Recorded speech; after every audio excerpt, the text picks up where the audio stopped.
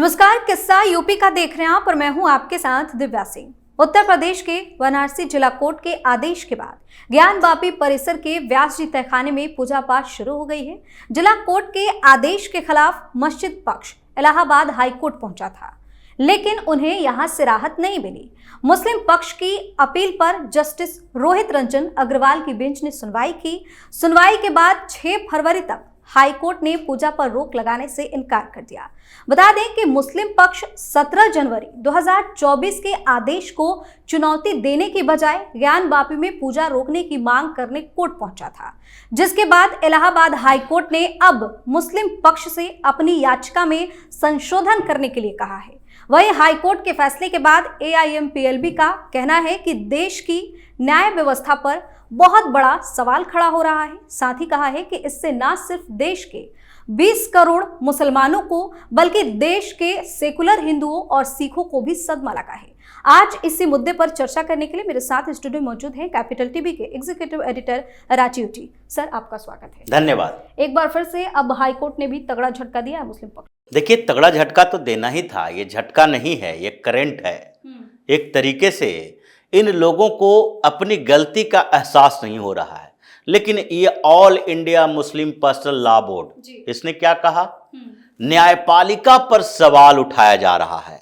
और दूसरी लाइन जो आपने पढ़ी, क्या कि इससे किससे दिक्कत होगी? इससे दिक्कत होगी 20 करोड़ मुसलमान और उसके अलावा कौन? सेकुलर हिंदू सिख।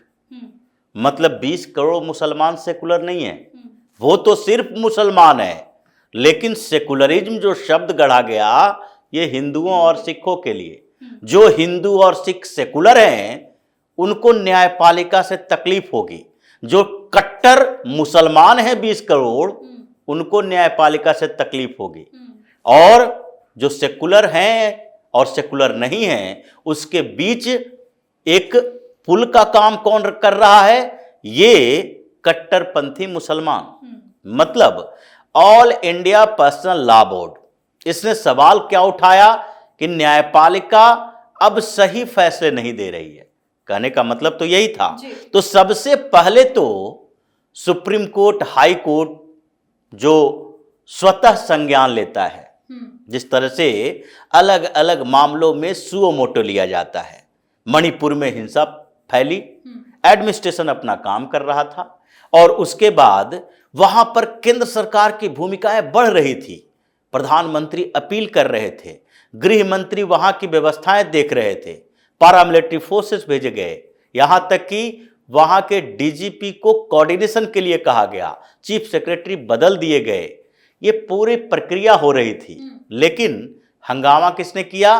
कांग्रेस वालों ने, विपक्ष वालों ने। और उसके बाद ये जो सुओ मोटो शब्द है, स्वतः संज्ञान ले लेते हैं अदालतें।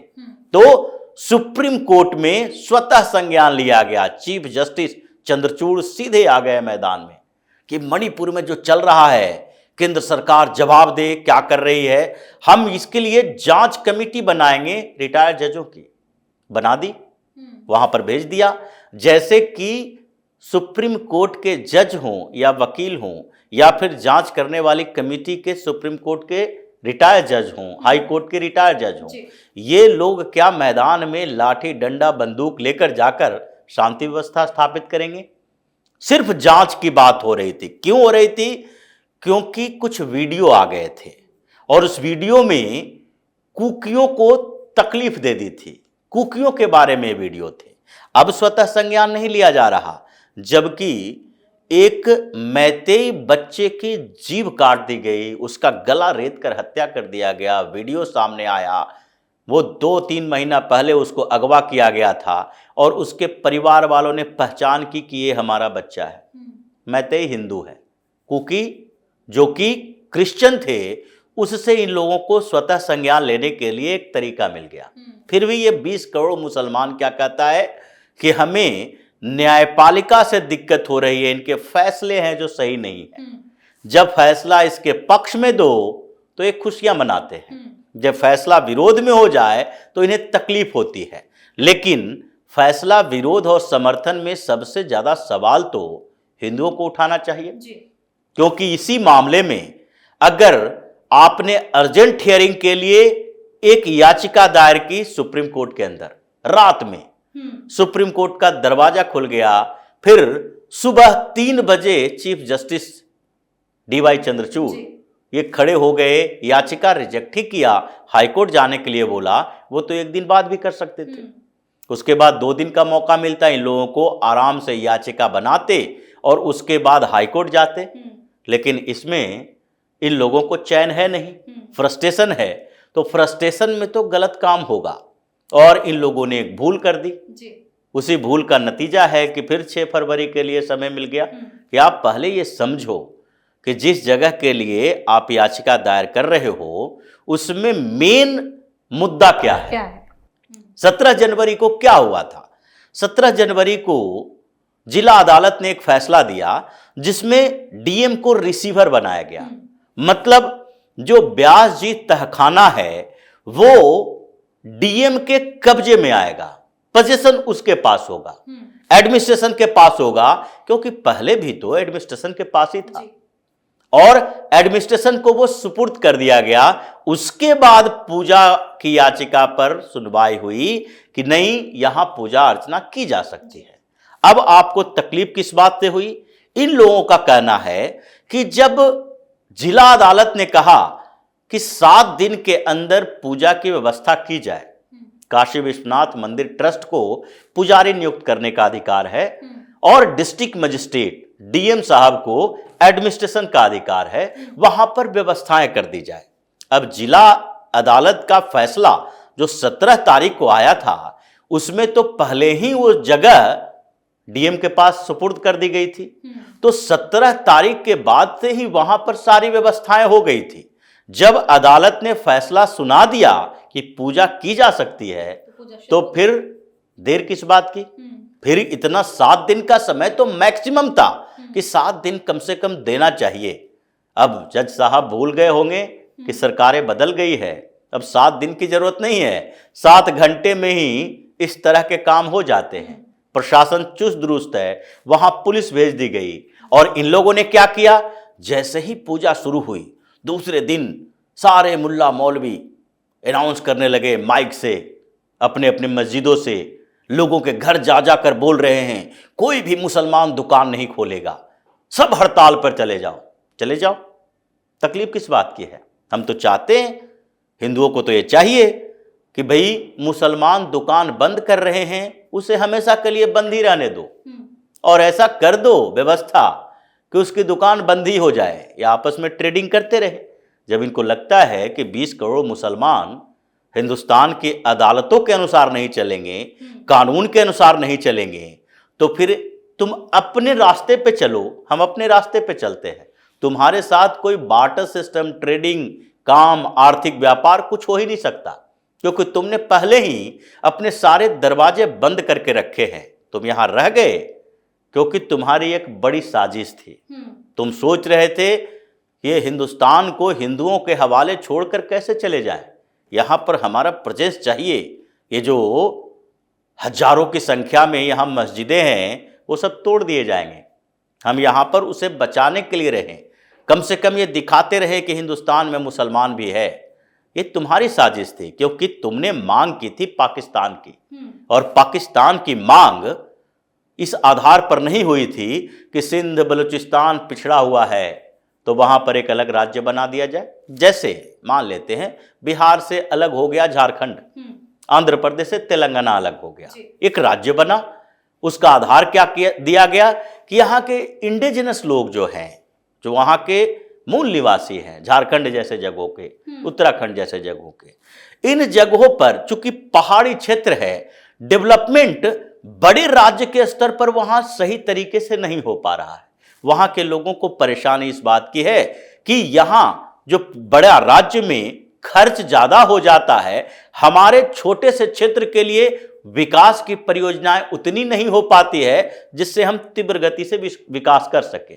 झारखंड में रिसोर्सेस थे और उस रिसोर्सेस का इस्तेमाल बिहार के क्षेत्रों में भी होता है। ये तो होगा ही किसी राज्य में। उन लोगों को लगा कि हम सीधे साधे लोग हैं, आदिवासियों के साथ समस्या है। यहाँ पर दूसरे जगह के लोग भी आ जाते हैं और वो हमारे संसाधनों पर कब्जा कर लेते हैं। हमें इन चीजों पर एक नया कानून बनाने की जरूरत है, डोमिसाइल पॉलिसी बदलने की जरूरत है। इसीलिए इन जगहों पर आर्थिक आधार पर विभाजन हुआ।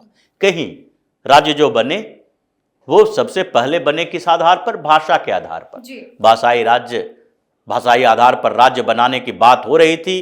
कई विरोध हुए, संघर्ष हुआ। श्री रामालू नायडू अनशन किए, 63 दिन के अनशन के बाद उनकी मौत हो गई। आंध्र प्रदेश बनाया गया 1953 में। धीरे धीरे अलग अलग राज्य की स्थापना हुई भाषा के आधार पर। क्या पाकिस्तान भाषा या फिर विकास के आधार पर बना? वो धर्म के आधार पर बना। और उसके लिए जब जिन्ना ने आह्वान किया तो आंध्र प्रदेश, केरल, तमिलनाडु, बिहार, बंगाल, हर जगह के मुसलमानों ने वोटिंग की। कट्टरपंथियों में एक अलग ही बौखलाहट देखने को मिल रही है। जूनागढ़ से एक 22 सेकंड का वीडियो सामने आया है जिसमें मुफ्ती सलमान नाम का एक कट्टरपंथी दिख रहा है और साफ तौर पे ये कह रहा है कि आज कुत्तों का वक्त है, कल हमारा दौर आएगा। ये कौन कट्टरपंथी कौन है? ये कट्टरपंथी, सारे मुसलमान कट्टरपंथी की श्रेणी में ही आते हैं।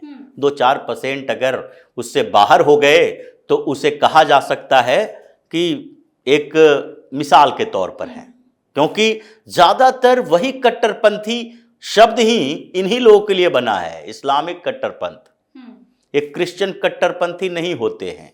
हिंदू कट्टरपंथी एक कांग्रेसी के कुछ लोगों ने, जैसे दिग्विजय सिंह जैसे लोगों ने कर दिया। कट्टरपंथ मतलब क्या? आप किसी हिंदू से उसके धर्म के प्रति कट्टरता की बात पूछ लीजिए कि क्या तुम धर्म का सही तरीके से बाह्य प्रदर्शन करते हो? हिचकता है। आज का बच्चा हिचक रहा है कि अगर टीका लगा लिए तो लोग हमें हिंदू समझने लगेंगे, हमें तो सेकुलर बना रहना है। तो इसलिए कट्टरपंथी नहीं, ये मुसलमान बोलिए कि एक मुस्लिम ऐसे बात कर रहा था। तो ये किस तरह के शब्दों का इस्तेमाल किया जा रहा है? ये शब्द जो हैं, ये कहा जाता है कि जब कोई मौत आती है, ये गिद्दड़ वाली बात है, तो वो शहर की तरफ भागता है। जब ये जो कीड़े मकोड़े होते हैं उसकी मौत आती है तो वो दीपक की तरफ भागता है और वहां पर जल के भस्म हो जाता है। तो ये मौत आती कैसे है? ये मौत का संकेत कैसे मिलता है? वैसे ही मिलता है कि जब वो फ्रस्ट्रेट हो जाता है, उसको चारों तरफ अंधेरा दिखता है, तो वो उलूल जुलूल बातें करेगा। व्यक्तियों में यही होता है। फ्रस्ट्रेशन का स्तर जब बढ़ गया तो ये इलाहाबाद हाईकोर्ट जाने से पहले इन लोगों ने अपनी याचिका को नहीं देखा। ऐसा तो है नहीं कि ये जो मुस्लिम वकील हैं वो इतने गंवार अनपढ़ हैं। इनको भी ये पता था कि हमको चैलेंज क्या करना है, लेकिन हड़बड़ाहट, फ्रस्ट्रेशन इस बात की थी कि पहले पूजा को रुकवा दो, पहले रिसीवर पर बात मत करो, पोजीशन पर बात मत करो, सबसे पहले तो किसी तरह पूजा पर रोक लगवा दो। पूजा पर रोक लग जाएगी तो ये हंगामा होगा कि चलो हमारी एक जीत हुई है। इंटरिम ऑर्डर भी पेश हो जाएगा, पारित हो जाएगा कि हाँ आंतरिक राहत मिल गई है और कुछ समय के लिए रोक भी है, तो ये हम आगे प्लानिंग कर सकते हैं इस पर। लेकिन हड़बड़ाहट में क्या किया, फ्रस्ट्रेशन का लेवल इतना हाई था कि उसने गलती कर दी और हाई कोर्ट से मुंह खिका के आ गए। अब इसी तरीके का फ्रस्ट्रेशन इन लोगों में है, जूनागढ़ में हो या फिर अहमदाबाद में हो या फिर औरंगाबाद में हो, हर जगह पर इन लोगों का फ्रस्ट्रेशन इसी बात का है कि राम मंदिर तो बन गया काशी में, अब ज्ञानवापी जो मस्जिद लिखा हुआ था उस रास्ते पर, जो कि जहां से ये रास्ता गुजरता है, और उस रास्ते पर बोर्ड लगा हुआ था। बोर्ड में लगा हुआ था कि ऊपर में काशी विश्वनाथ मंदिर, उसके नीचे बोर्ड के नीचे दूसरे लाइन में लिखा हुआ था ज्ञानवापी मस्जिद। ज्ञानवापी छोड़ दिया गया, मस्जिद के जगह मंदिर रख दिया गया। अंग्रेजी में लिखा हुआ था ज्ञानवापी मॉस्क, उसके जगह पर टेंपल लगा दिया गया। अब सवाल उठता है कि चर्चा इस बात की हो रही है कि ज्ञानवापी के साथ किस आधार पर हम मस्जिद शब्द लिखें, क्योंकि ज्ञानवापी का मतलब क्या होता है? यह सनातन शब्द है, ज्ञानवापी। वापी मतलब कुआं, ज्ञान का कुआं। अब ज्ञान का कुआं कहां मुसलमानों को समझ में आएगा? ये अरबी शब्द तो है नहीं, इनके सारे अरबी शब्द में ही धर्म चलते हैं। ये हिंदी उर्दू में तो चलेगा नहीं, क्योंकि ये अरब से ही आके यहां पर धर्म का प्रचार किया। ये अरबी मूल का धर्म है, सनातन हिंदुस्तानी मूल का धर्म है। तो ऐसे में वहां पर जो हो रहा है जानकारी लोगों को मिल रही है। लग रहा है अब काशी, उसके बाद मथुरा में मूर्ति निर्माण शुरू हो चुका है। अब योगी राज भी मूर्ति बना रहे हैं। तो ये जो सारा चल रहा है उसमें नंबर का आएगा आगे। आगे कुछ संगठन इस पर काम कर रही है और उन संगठनों का कहना है कि ये सिर्फ हम यहां से संतोष नहीं करेंगे, हमें 40,000 उन मस्जिदों पर कब्जा करना है जिसका लिस्ट हमारे पास है कि इसे 14वीं शताब्दी 15वीं शताब्दी में तोड़ तोड़ के बनाया गया है।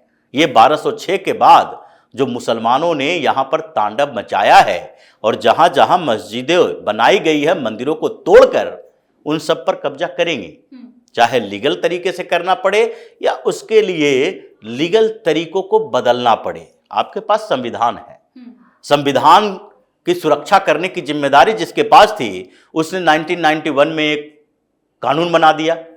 और उसने क्या कानून बना दिया? Places of worship act. मतलब 1947 के बाद जो स्ट्रक्चर जैसा है वैसा ही रहेगा। उसमें तुम 1947 के बदले 1105-10 लिख देते, क्योंकि 12वीं शताब्दी में जब मुसलमान यहां आया उससे पहले का स्ट्रक्चर जो था वो नहीं रहेगा। ये 500 साल में जो यहां बदले उसको तुमने मुहर लगा दिया। तो संविधान बदलने की जिम्मेदारी जब उस समय कांग्रेस की सरकार को थी तो ये संविधान में संशोधन करने की जिम्मेदारी अब की सरकार को है। और ये चल रहा है, प्रक्रिया धीरे धीरे चल रहा है और इसी प्रक्रिया से ये लोग फ्रस्ट्रेट हो गया है। और जब गीदड़ की मौत आती है तो जिस तरह शहर की तरफ भागता है उसी तरह इनका मौत जो आ रही है तो ये क्या कर रहे हैं? उलूल जुलूल बातें कह रहे हैं। पता चलेगा कुत्ता कौन है और शेर कौन है। जी बहुत बहुत धन्यवाद सर तमाम जानकारी। धन्यवाद। तो ज्ञान वापी मामले में इलाहाबाद हाईकोर्ट में आज सुनवाई हुई जिससे मुस्लिम पक्ष को बड़ा झटका लगा है। वहीं हाईकोर्ट के इस फैसले के बाद मुस्लिम पक्ष की तरफ से बयानबाजी तेज हो गई है और इस्लामी कट्टरपंथियों ने जहर उगलना शुरू कर दिया है। किस्सा यूपी का में फिलहाल के लिए इतना ही। अगर आपने अभी तक हमारे चैनल को सब्सक्राइब नहीं किया है तो सब्सक्राइब कर लीजिए, हमारे वीडियो को लाइक कीजिए, शेयर कीजिए, साथ ही हमें कमेंट करके जरूर बताइए कि आपको हमारी खबर कैसी लगी। धन्यवाद।